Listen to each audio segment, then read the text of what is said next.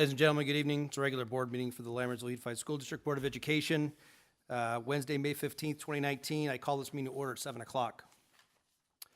Please note the meeting is being recorded and live streamed, so if you would silence your cell phones at this time, it'd be appreciated. Also note there's speaker cards in the back. If you'd like to speak during public comment, we ask if you fill one out, bring it up to the front. With the board's consensus, I'd like to move the presentation of the Epic Academy up following the Pledge of Allegiance. Very good, thank you. You okay with that, Ben? Great. At this time, I'd like to introduce Principal Faubert from Mountain House High School. He's going to introduce his folks who are going to lead us in the pledge and then a presentation. I'd like to invite one of our students, Giovanni Martinez, up to lead us in the pledge.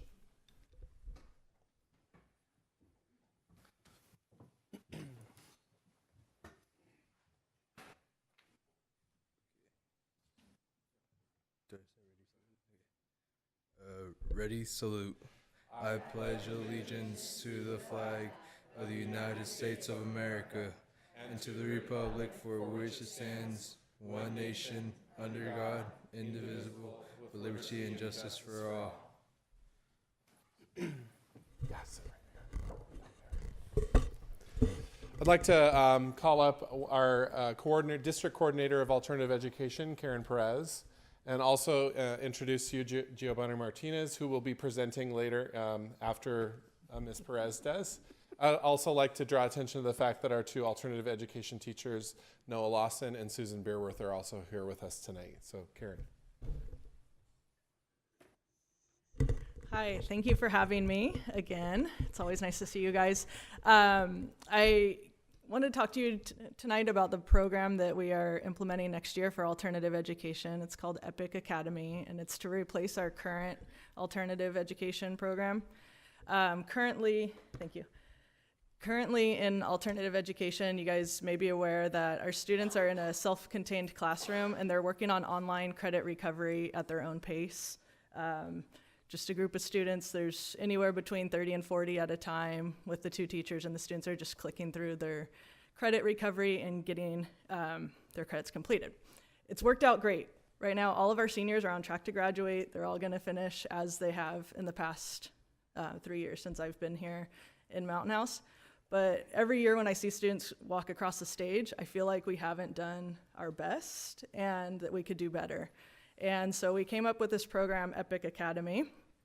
And the mission is to empower students to develop their strengths, interests, and values by creating a personalized graduation pathway that provides innovative learning options to fit the needs of each student by collaborating with local businesses and community members to provide opportunities for learning outside the walls of Mountain House High School.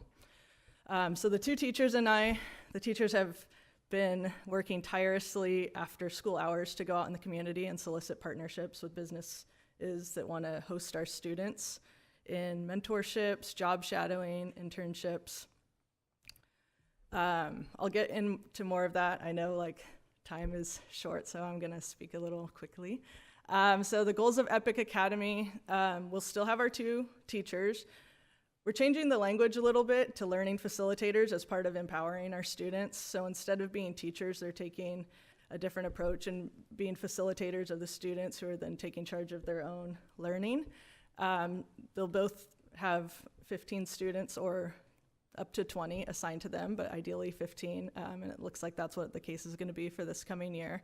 And they're gonna serve as advisors, facilitators, homeroom coordinators for these students for the 2 years that they're in our program. And when we admit the student, we're not just admitting the student, we're also basically enrolling the whole family. Often students that come into credit recovery alternative ed programs have issues that go beyond just not passing classes that require us to reach out to families and partner with families in the community. Both of our teachers probably know all the parents in our program by first name. They're talking to them on the phone constantly, and so that's why we're trying to really keep our numbers low. Students are going to develop healthy habits and mindsets. I'm going to talk in a second about our personal wellness course we're going to implement this year as well. We're going to partner with local community colleges. Just today, I received an email from the dean of the kinesiology and business department at Las Positas that is interested in having our students work with them to become athletic trainers, go with them to games, learn sports medicine techniques, also serve as scorekeepers at their sporting events and things like that. So we're excited about that partnership, as well as continuing partnerships with Delta College and having our students take classes there. Students will practice professionalism, understand, apply personal professional boundaries, that's going to be explicitly taught through our program, and develop confidence and self-esteem, building resilience. So the program has 5 components. There's a homeroom, there's in-class instruction. We're taking a step back in the credit recovery program from utilizing online instruction, and instead the teachers are going to be doing it more in a blended learning and direct instruction environment. And the students will come to school 3 days a week, so they'll be with us Monday, Wednesday, and Friday from 8:45 to 1:45. And then on Tuesdays and Thursdays, we have a period called Leave to Learn. And that's when our community partnerships are going to take place. Every 6 weeks, our students will hold student exhibitions, and I have a slide on that later, as well as personal wellness. And then, of course, we still need to have credit recovery as a component of this, and students will just be doing that more independently on their own time. So every 6 weeks, the students are going to use the 4 learning outcomes of Mountain House High School: communication, critical thinking, citizenship, and character, to build a presentation and talk about the 21st century skills that they learned as being part of Epic Academy.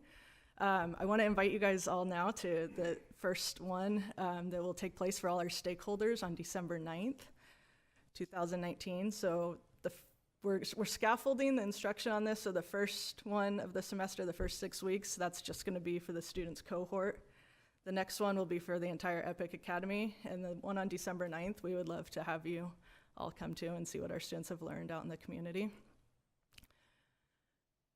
Personal wellness course we've added to the program this year, because although we've encouraged our students to seek outside counseling and on-site in our school counseling, often they don't feel connected to do so. We have been able to secure an intern from San Jose State University that's going to work with our students in social emotional wellness. And our students, as part of this course, are required to meet with her at least 4 times a semester, as well as participate in a small group. And each of the 2 cohorts is going to plan 3 seminars per semester, and the seminars are going to be on a range of activities or a range of issues: mental health, nutrition. The CHP has talked about doing a safe driving seminar for the community. And the seminars are also open to the entire community. I've also talked with Deputy Robinson about our students working with him to do a vaping seminar for the K-8 schools that our students could help him with. So onboarding activities, as soon as the students come to us, we start working on how to shake a hand, how to look someone in the eye, how to set your alarm clock in the morning to make sure you're where you need to be on time. And we're going to go through all the employability skills and work readiness skills our students need to have before they graduate to work experience. So these are some examples of some of the industry partners that we've secured already and we're really excited about. And just to kind of give you some insight onto what one of the companies is doing, Brett Allen, the general manager at Tracy Honda, he's going to work with our students to train them to, when someone buys a car, after they detail it and they bring it to the customer, the salesperson wants to get back out onto the floor. But often the customer has needs of, how do I hook my phone up? How do I do the radio? How do I do that? So he's going to train our students to be the technology experts on the dealership lot. And so as soon as the car is delivered to the customer, our students will be able to train the customer how to use the technology and how to get rolling in their car. And we feel like that's really utilizing our students' strengths. They know how to use a cell phone, they're good with technology, and also giving them more skills. The San Joaquin County Sheriff's Department, their Explorer program's coming to our meeting tomorrow. Les Schwab, Giovanni will give you more information about that, but we've piloted the program with him this year at Les Schwab. Costco, we're seeking members of our own Lammersville Unified School District to partner with us in this. The vision that I have is some of our students working in the K-8 schools as reading aides, playground assistants, English learner assistants. So there's a whole bunch of things that I've thought about working with our maintenance and operations department, our food service, maybe here at the district office, in the office, doing paperwork. Behavior expectations. So of course, we're expecting professional behavior of our students, and that's going to be something that's also explicitly taught. The environment of our alternative education as a whole becomes like a really big family, and you'll see just anytime you walk in there, the students usually have really good behavior anyways, but we're just going to reinforce professional standards of behavior. And we have a dress code we're super excited about. The shirts came in today.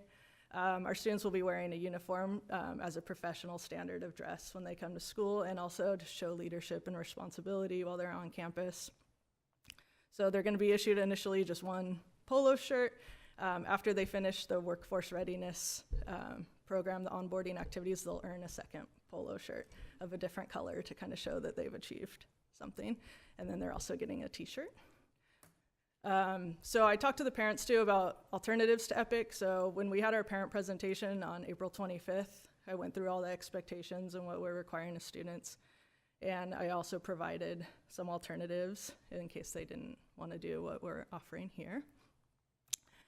And now I want to turn it over to Giovanni Martinez. So in January, the teachers and I, we'd been working hard all fall to kind of get this going, and we didn't really know what to do at that point, so we were like, let's just try it. We have a really good senior who's almost done with his credits. And at that time, we'd already secured Les Schwab as a business partner, and they were willing to take on 2 of our students. So I'll turn it over now to Giovanni.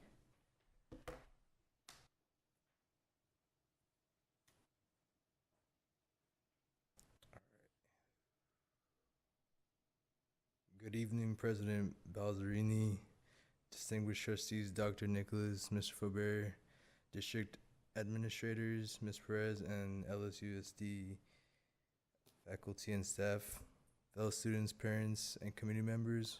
With me tonight is my mother, a LUSD employee, Ms. Maria Martinez, right there, as well as my father, Mr. Fidel Martinez. I'm pleased to be here tonight to share about my experience in alternative education program at Mountain House High School. I began my education at Wickland Elementary. I struggled with math and a couple other subjects. Once I arrived at Mountain House High School, my experience in school was that it was different because I used to have textbooks and deadlines that were at school instead of deadlines that are at midnight. As a result, I turned in less work on time, got lower grades.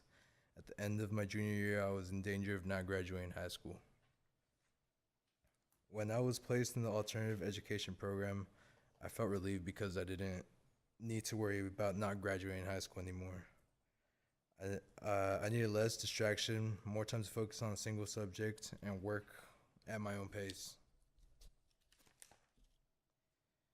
The alternative education program made me feel relieved that I was going to graduate at Mountain House High School and not having to go to continuation school or adult school. The program met my needs by helping me reach my credit goal. In the spring semester, I was given the opportunity to help start the new EPIC Academy program. My internship is at Les Schwab Tire Company, where I rotate and change tires, check tire pressure, make deliveries, and provide customer service. My experience there has taught me the following things. First, about myself, I have clear goals. I want a high quality of life. I want to be a homeowner. I also want to have a happy family and living debt-free. Working at Les Schwab helped clarify my goals and make plans for my future. Second, about life after high school, my plan is to go to community college, explore a little, and then if I don't find anything I'm interested in, I'll join a union and start a career there. I would like to thank my teachers, Mr. Lawson, Mrs. Beerworth, in the alternative education program, Ms. Perez, Mr. Faber, and district leader team for believing in me and providing this opportunity. I'll be pleased to answer any questions that you may have.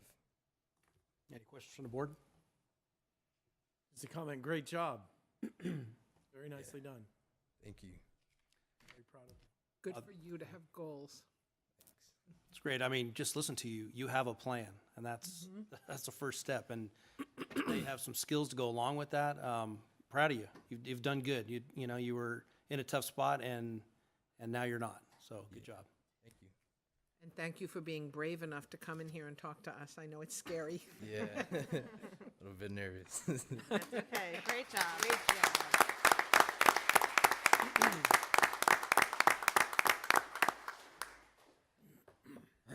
You guys have any other questions about Epic Academy? So I'd like to applaud our staff who are working tirelessly to create and adjust programs to meet the needs of our students. Every student doesn't fit in every program, and you guys have an alternative ed program, and you said, you know what, we need to keep working. I know how much work it takes to create programs like this, and I'm thoroughly impressed, and I'm sure there are, how'd you say, 30 families out there that are very appreciative of what we're doing. So thank you for all of your work, Thank you. and the teachers and the staff that supports you in that. I gotta say, I really applaud rebranding it to Epic Academy. That well thought out, great idea. Wouldn't have thought of it myself, but that's not what I do. Great job. Thank you. I agree. I'm glad to see this. Not all students learn the same. Some struggle, and boy, this seems like a way to save some of our students. I was also very impressed that the Discovery Challenge Academy is listed on there. I went to visit that place, and amazing experience for me. I've told the story many times, but some kid was asking who I was, so the teacher brought me over, introduced me, and I said, I'm just checking out the program. He goes, oh. I said, how are you doing? He goes, just turning my life around. Okay, so The office. great program there, so I'm glad to see that as well. Thanks. Thank you. All right. Yeah. Thank you. And just a reminder, we're having our industry partner orientation tomorrow morning at the high school in the Learning Commons from 9 to noon. And we have about 20 industry partners that will be joining us. So you guys are all welcome to stop by at any time. Thank you so much. Thank you. Thank you. Roll call. Matthew Balzerini. Here. Colin Clements. Here. Ann Goodrich. Here. Sharon Lampel. Here. David Pombo. Here. Rexar Mohammed. Absent. And before we move forward, if you'd like to take off, you're more than welcome. Appreciate you being here tonight. Thank you. Keep up the good work. Yeah, approval and or corrections to the agenda? None. Move to approve the agenda. Second. All in favor? Aye. Opposed? Motion carries. On to committee reports, item A, District Advisory Committee. And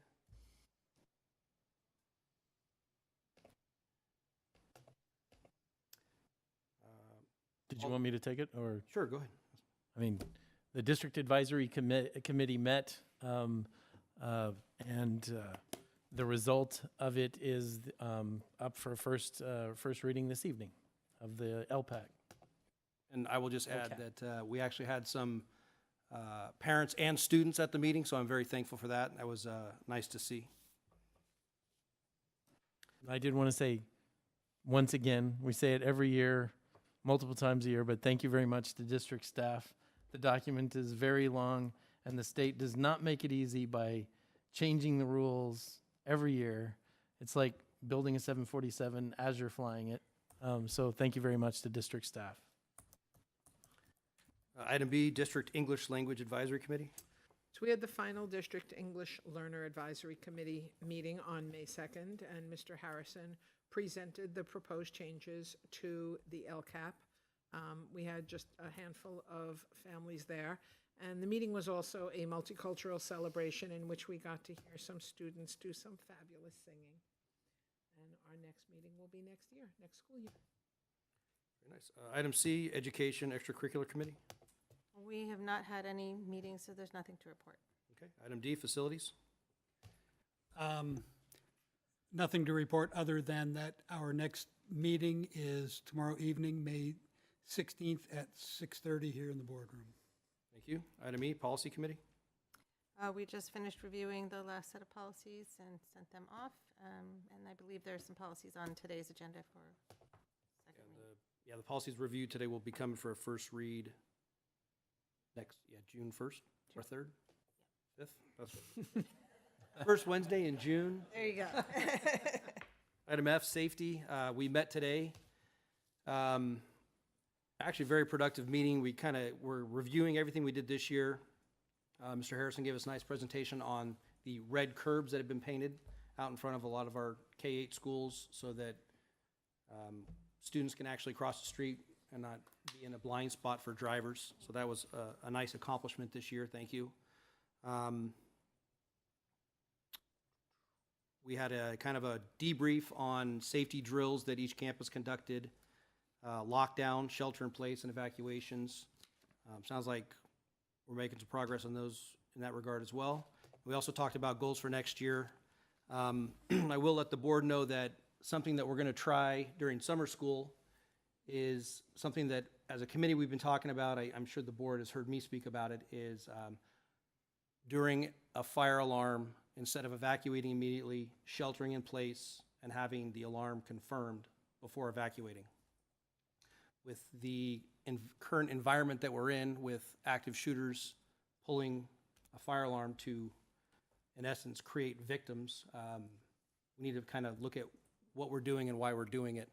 And this is a question that's been coming up a lot, so we're going to give it a try and get some feedback on it before it even goes to the committee for discussion, and the committee will, of course, then make a recommendation to the board if we should do anything or visit it. So hats off to Mr. Harrison for coming up with that idea and instituting that for summer school. Item G, wellness. Nothing to report. Item H is the 2x2x2, nothing to report there.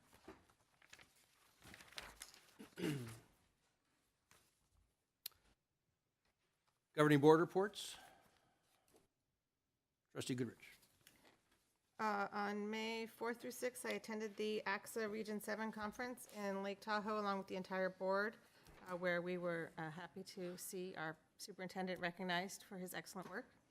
I also was able to attend several very informative sessions there regarding best practices of administrators, the use of technology in the classroom, and improving success of English language learners. As part of the policy committee, I've been reviewing numerous policies driven by new laws. On May 9th, I attended the open house at Wickland Elementary. I was excited to see the creative work of students and the pride that beamed through the eyes of both parents and students.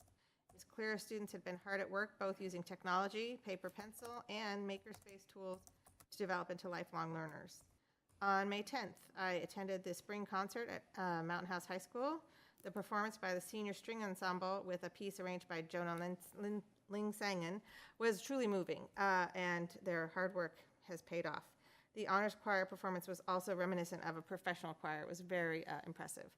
I do want to mention that there were some concerns voiced at that concert regarding the sound system in the theater. I have forwarded those concerns on to the superintendent, who has already been researching the issue, and action will be taken, and further trainings regarding the use of the soundboard at the theater are also being planned. That concludes my report. Thank you. Trustee Clemens?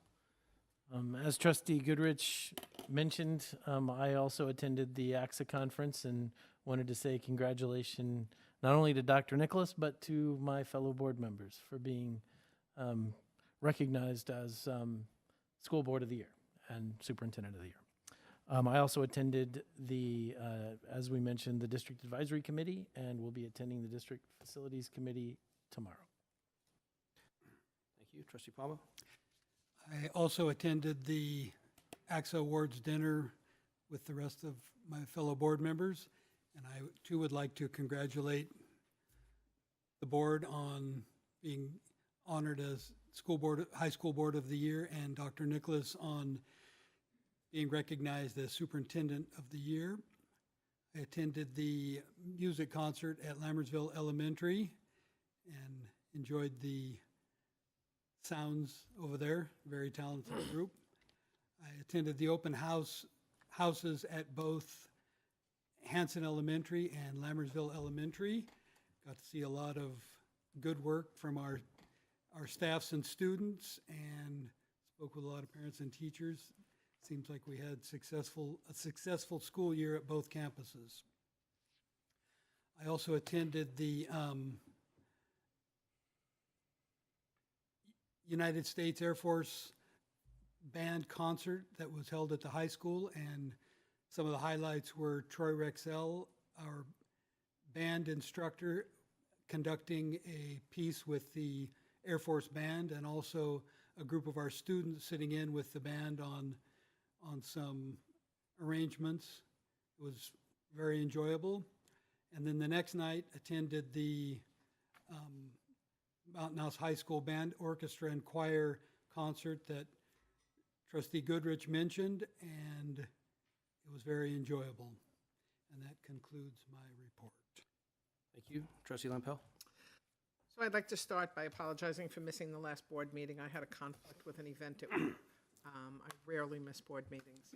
I know it was reported by my colleagues at the meeting that I missed, but I just have to comment on how very impressive the senior awards were. Our students are going places.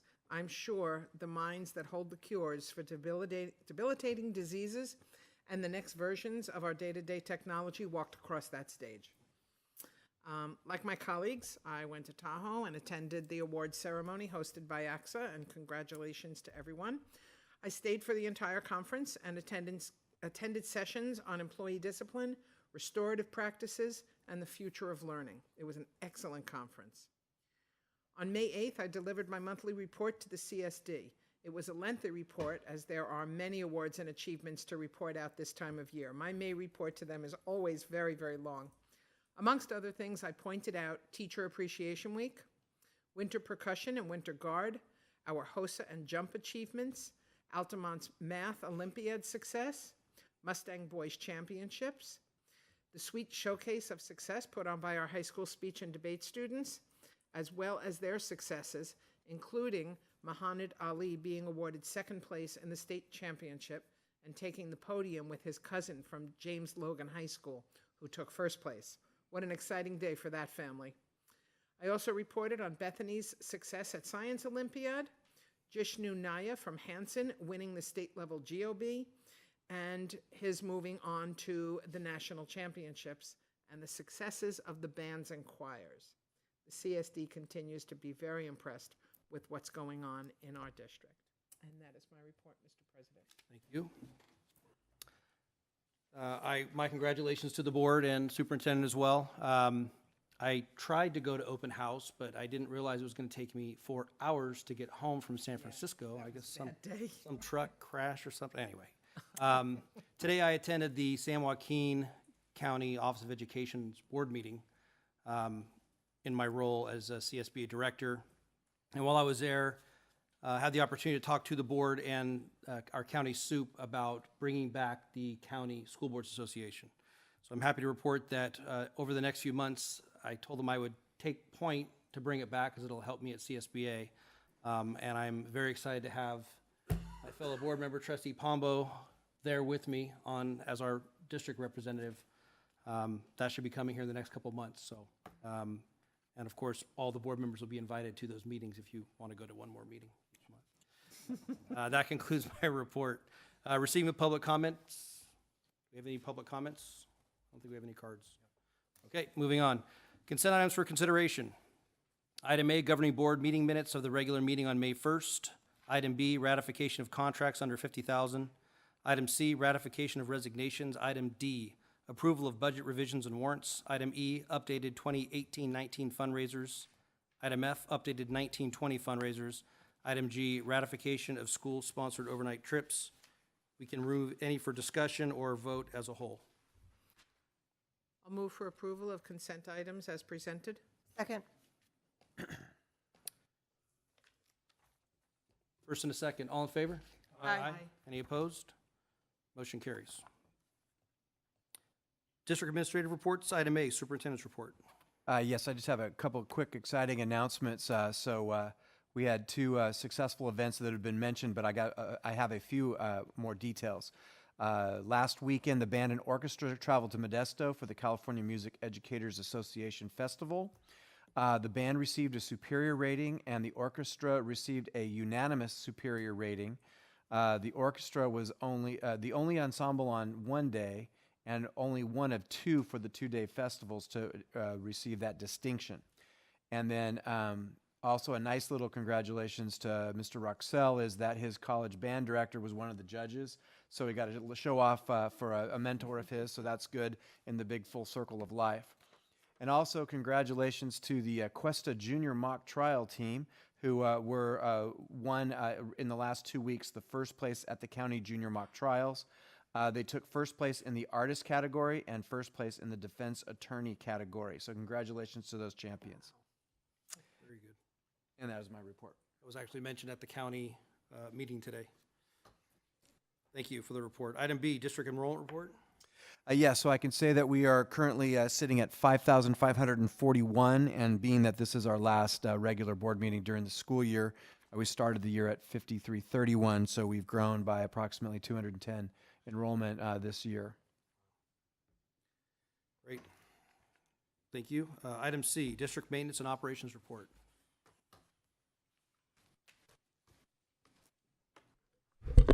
Hi, good evening. Thanks for having me. I attended the safety committee this afternoon. It's our last meeting of the year. The committee's done a lot of good work this year, and we ended the meeting today setting goals already for next year. So we'll be hit the ground running when school starts up next year. I attended the Cordis PDC district office construction meetings today. The rain is unexpected, not slowing them down too much, but they're making good progress, pouring concrete, doing all kinds of good stuff out there. Our team work order approach I've been talking about last two meetings, working really well. The 2 plus weeks we've been doing them, it closed 50 plus work orders. We went to high school end of last week and pretty much all this week, and we'll be there tomorrow as well, because that's our biggest work order numbers at Mountain House High School. Next week we'll be focusing on graduation, so we're going to move away from that, and then the following week we'll pick it up. Last week of May, we'll start again with our rotation again. Tomorrow I'll be attending a meeting at the high school to talk about graduation, which is a week from Friday. Can't believe it. And then tomorrow night we're having a meeting tomorrow afternoon, having a meeting with the user groups to go over sort of a priority type process for groups that have been on this for a long time. And then tomorrow evening is a facilities committee meeting at 6:30. And then Friday is our staff appreciation barbecue. So looking forward to Thor taking care of us at the barbecue on Friday. And I have the water test results for Bethany and Wickland, finally. Sorry about the delay. Just got them today. So 5 of the 6 samples, I took 3 samples at Wickland, 3 samples at Bethany. 5 of the 6 came out ND, which is non-detect. And 1 sample at Wickland came in at a 0.6. That's parts per billion. And if you remember, 1 part per billion is 1 drop of water in a Olympic-sized swimming pool. So we're half of a drop of water in a pool. So, and remember the action number is 15, so we're at 0.6. So we're way under. And I think I ran out of paper. That's all I wrote. So happy to answer any questions if you guys have any. Any questions from the board? Thank you. It was asked, and you may have an answer now, you didn't before, how often those water samples will be I talked to the gentleman who did the testing, and they don't know. That was the answer they told me. It's a new thing, and they're working through it with the state. And just so you know, we applied for a waiver for Altamont, Mount House High School, Cuesta, and Hanson, because they're less than 10 years old. So we applied for a waiver at those 4 schools with the state. The answer they told me is they don't know. They're kind of playing it by ear, and it may be an annual thing. They just don't know right now. Did you get confirmation on the waivers? Were they approved? The waivers just went in because I gave them the construction dates yesterday. Okay. So, anything else? Oh, thank you. Okay, thank you. Item D, cafeteria financials, April 2019 report. Good evening. Hi. Nice to see you all. Now I can see my paper because I'm old. So you had April financials, I believe, in your packet, and those financials are looking pretty good. We had a little bit of a rough start this year, but they were looking a little bit better. So I'm going to go through some of our participation last year versus this year. Overall, our participation for 2018-19 is about 42% compared to 43% last year. Our participation at the high school has gone down slightly, even though our enrollment has gone up.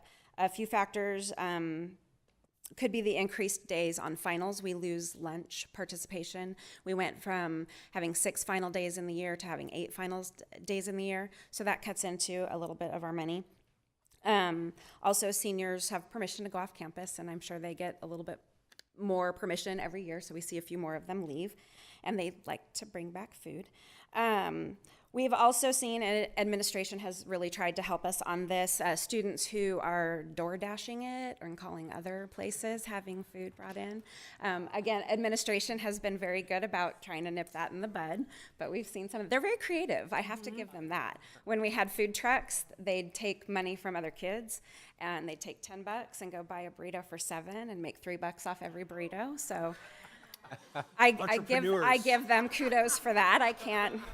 Those kids should probably be in our business. They probably should. I agree. But all in all, it's not a huge dent like it will be when I'm sure we get some restaurants here in town. Cuesta is showing a little bit of a slight increase in participation, which is wonderful because they lost some students to our new school. Bethany is holding strong, even though they've gone down a little bit. And while Altamont has lost a good number of students to Hanson, they're continuing to have good numbers. They had 37% participation as opposed to 41% the year, or 41% this year as opposed to 37% the year before. So I did an estimate of what our end is going to look like because we still have this month to figure out and we still have some expenses in June. So my estimated revenues are 1.5 and my estimated expenses are just under that, about 1.497 million. Indirect costs will come in when we have our final expense numbers, but right now I'm estimating them at about $80,991. And that's looking at a small loss for this year. While I don't like to say that, at least it's small. Some of the effects on our expenses this year were low participation at Hanson.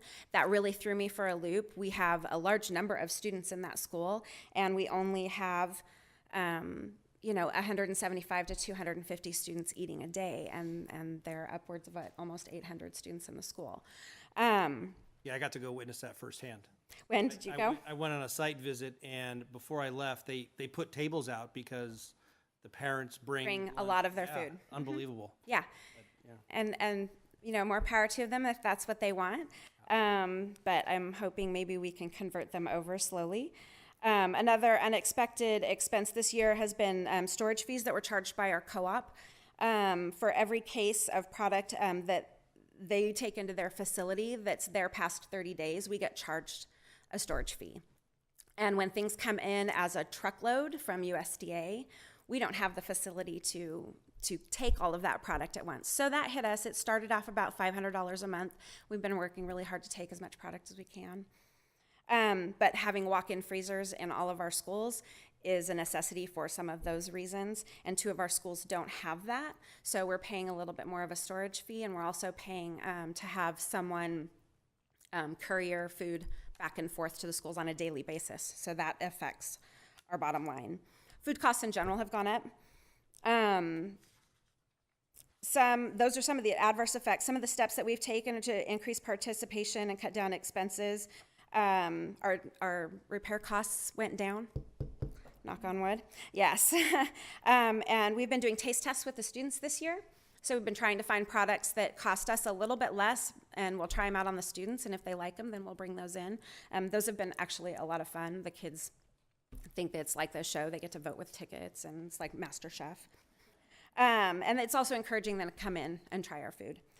Finally, my assistant Jennifer has been working tirelessly as we've come to the end of the year to encourage our kitchens to draw down their product. She's physically been getting in her car and moving product from one site to another when need be, just to get our inventory to come down and to cut down on our expenses so that our bottom line is as good as we can make it. That being said, because we have a loss, I will be required to increase prices. So my recommendation for this board to approve next year would be a price of $2.75 at the elementary level, leaving the high school at the same level of $3. Finally, I want to end with some fun. National School Lunch Hero Day was on the 3rd of this month. Lammersville was amazing, and they showed their, I get a little with this. Lammersville showed their support by making some posters for the ladies in the kitchen, and they wrote, I walked in, there was a stack of letters, and I actually started crying. It was so sweet. I was super excited to see that our school reached out and Angela and Sonali were so touched by this, and it just touches my heart. I appreciate it. That's all I have. Any questions or comments from the board? I have one question. Yes. You said that were going to be recommending that the prices go to $275. Yes. for the dates. What are the current prices? I was going to ask this. What are the what? What is the current price? The current price is $2.60.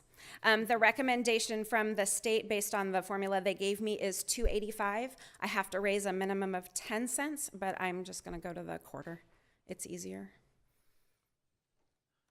You mentioned, and I apologize, I should probably know this, but you mentioned that 2 elementary schools do not have walk-in freezers. Which 2 are those? That would be Altamont and Hanson. But moving forward, the plan for Cordes is to have walk-ins. Is that valued engineering? Yes. Okay. And space. Thank you for hearing me, though. I appreciate that. Very much, Bernie. All right, thank you. Appreciate the Thank report. you. Thanks. All right, moving on to action items. Item A, consider approval of 2018-19 inter and intra-district transfer requests. There is no report or any, Move to, anything else. Can I get a motion? Yeah. move to approve 2018-2019 intra-district transfer request. Second. First and a second, all in favor? Aye. Opposed? Motion carries. Item B, consider approval of the agreement with Solution Tree for professional learning communities not to exceed $52,000. Staff report? Yeah, this is going to be an area of focus in our district for professional development next year. Questions or comments? I'll move for approval of the agreement with Solution Tree for professional learning communities not to exceed $52,000. I'm familiar with the organization, and I know they deliver an excellent product. I'll second. First and second, all in favor? Aye. Any opposed? Motion carries. Information discussion items. Item A, first reading of the Local Control Accountability Plan. Staff report? Mr. Harrison, Associate Superintendent, is going to give a short presentation, but I wanted to thank him for all of his efforts on this 170-page document, and also want to thank Alvina for her support on the business side of that. You will be reading it word for word, correct? Yes, sir. Good. Board President Malzarini, trustees, Dr. Nicholas, thank you for having me this evening. It has come to that time of year where we conclude the Local Control Accountability Plan formally with the board.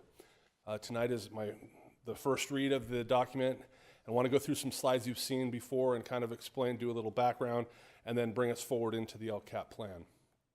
So the purpose and function of the LCAP plan is to build upon the strengths of the district, go beyond test scores, develop a plan that addresses student group disparities, basically educational equity. And it's designed to identify and improve upon areas of low performance, where we can make a local decision on our focus groups and have a strategic plan to improve that student performance. Here are our 3 goals. Now you notice at the top it says 2017 to 2020. Our LCAP plan right now is a 3-year plan. So next year we will have another new LCAP product and template for us to complete as a district. So I'll be coming to you with that next year when they have one. Our goals are systematic closure of the opportunity gaps, instruction and curriculum efficacy, and 21st century outcomes and stakeholder communication. The plan that is in your packet, I wanted to talk a little bit about the layout. The layout is, there's the plan summary at the beginning of the packet where you have performance, our greatest progress, our greatest need, and some of our performance gaps. In those performance gaps, we also point out focus area students and their potential gaps that we have in our school district. The next section is Goal 1. And Goal 1 has annual measurable outcomes, actions and services, and then the budgeted expenditures. Goal 2 and Goal 3 have the same sections. After Goal 3 in the plan is there's the demonstration of increased or improved services for unduplicated pupils. Following that is stakeholder engagement, and that lists all of the communications that we've had with our stakeholders. Following that are the instructions. We're required to have the instructions there. I know it's a bunch of pages of writing, but the questions that we are asking ourselves and answering are a part of those instructions, and that's why they're in the document. And then at the end is the LCAP expenditure summary. And then following that is the one addition that we had this year on the LCAP plan, and that is the ESSA, Every Student Succeeds Act addendum, which is an addendum to describe the services we are providing with our federal funds, Title I, Title II, Title III funds. And the focus of that document is student achievement as well. You may remember we have an infographic for our first goal and a second infographic for our goal 2 and goal 3. The document and the data that's on the document is reflective of the actions and the outcomes we are looking at when it comes to our LCAP plan. The timeline, look, we're all the way down to the bottom of the timeline. So tonight obviously is the first read. June 17th will be the public hearing. June 19th will be the approval. And then we send it off, Alvina and I send it off to the county office. We do a little dance, and we send it off to the county office on June 28th. You'll note on there that our final review with DLAC occurred on May 2nd. Our final review with DAC occurred on May 6th. This is a document that we've provided in the past. It's a yellow and green sheet, we call it. Green is additions, yellow is changes to activities or services that we're providing. We only have changes. It's the third year of a 3-year plan. So some of it is fiscal costs. Some of the items on there are professional development that's ongoing. That changed because we added to it, but there was no change in funding.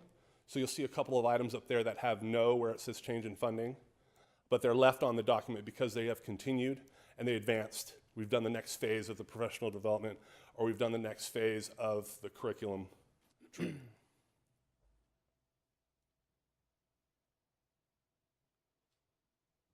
Questions? Any questions from the board?